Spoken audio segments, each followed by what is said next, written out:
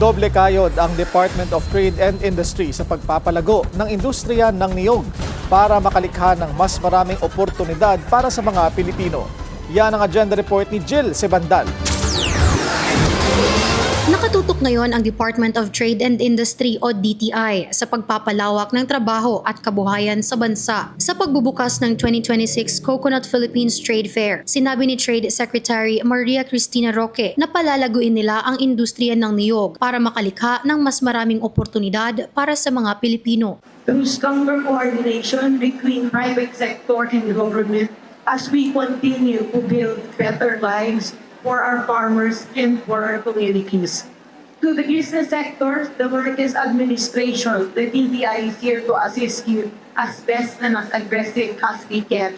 We are again at your service. Malaking tulong daw para sa mga nagsisimulang negosyante ang mga programa ng DTI para magkaroon sila ng plataporma at makilala ang kanilang mga produkto sa mas malawak na merkado. Malaking tulong yung DTI kasi maraming mga new businessmen na nangangarap na makita at mapakita pa sa lahat ng mga tao na yung mga produkto nila is not local but national po. Isa sa mga lumahok sa trade fair si Tirso Lisbus na nagsimula sa online platform noong 2019 at nakita ang potensyal ng kanilang negosyo sa panahon ng pandemya.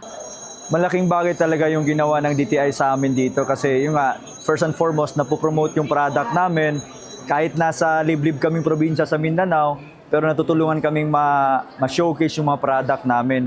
So ito yung one way din na mapakita na kahit nasa Mindanao kami, we have the best also of our products na pwede naming ma-showcase dito sa Metro Manila po.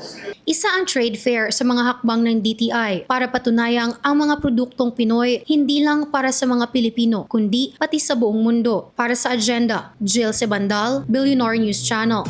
Manatiling nakatutok sa Billionaire News Channel, sumubaybay sa aming social media accounts at mag-subscribe sa aming YouTube channel para sa mga eksklusibong balita at storya.